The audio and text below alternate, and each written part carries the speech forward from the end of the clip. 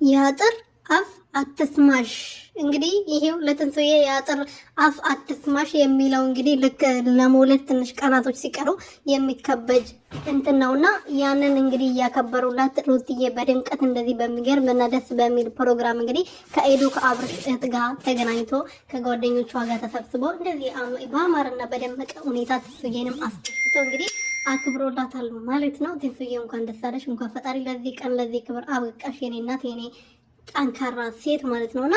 ሰላም ሰላም ቤተሰቦች እንዴት ናችሁልኝ? እኔ በጣም ደህና ነኝ፣ እግዚአብሔር ይመስገን። በያላችሁበት ሰላማችሁ በዘት ትርፍርፍ ይበልልኝ። ለዚህ ቤት ለዚህ ቻናል አዲስ የሆናችሁ ሰብስክራይብ፣ ሼር፣ ላይክ እያደረጋችሁ ቤተሰብ ሁኑልኝ። እንግዲህ የትንሱዬ ለመውለድ ትንሽ ቀናቶች ሲቀሩ የሚከበር ወይም ደግሞ ቅቤ ገንፎ የሚሰራበት ቀን ነውና ዛሬ ቅቤዋን ተቀብታ ገንፎዋን ተሰርታ እንደዚህ ፋፍሽ ብላ ድምቀቷም ጽጌረዳዋ የኔ አበባ የኔ ጀግና ሩትዬ እዛ ፕሮግራም ላይ ነበረችና ውራግኛ ስታስነካው ነበር። የኔ እናት የኔ ጠንካራ፣ ይሄ ፈገግታ ከፊትሽ አይጥፋ የኔ ጠንካራና እንቁ የሆነች ሴት ማለት ነውና ሩትዬ ሰሞኑን እንግዲህ በጣም ብዙ ጊዜ ስታረክስ ነበር፣ በጣም ብዙ ጊዜ ስታዘን ነበርና ያ ሁሉ አልፎ የሚሳቅ በማየቷ በጣም ደስ ያለው